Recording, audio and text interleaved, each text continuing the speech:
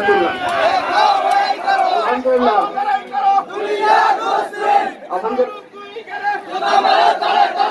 ভাই আসলে সময় একেবারেই কম, 1-4 মিনিট বক্তব্য দেবে প্রায় মুক্তি প্রায়।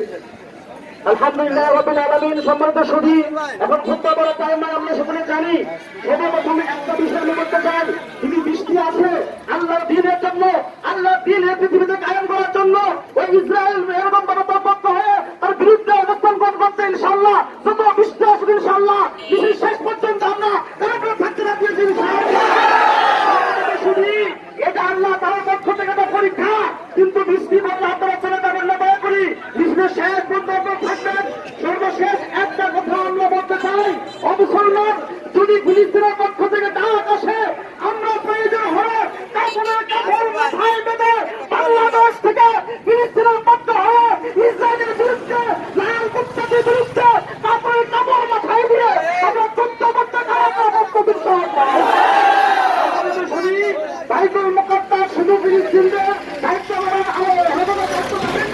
প্রত্যেকটি মুসলমানের বাইতুল মুকাদ্দাসকে আমাদের দায়িত্ব ভাবনা ঠিক কিনা?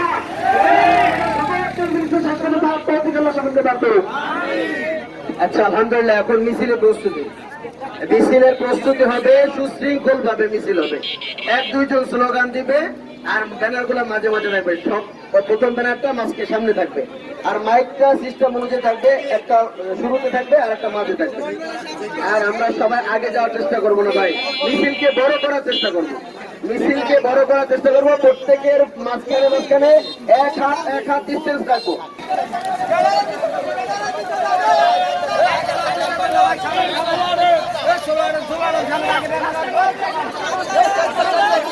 সবাই স্মরণে রাখবেন, আমি একবার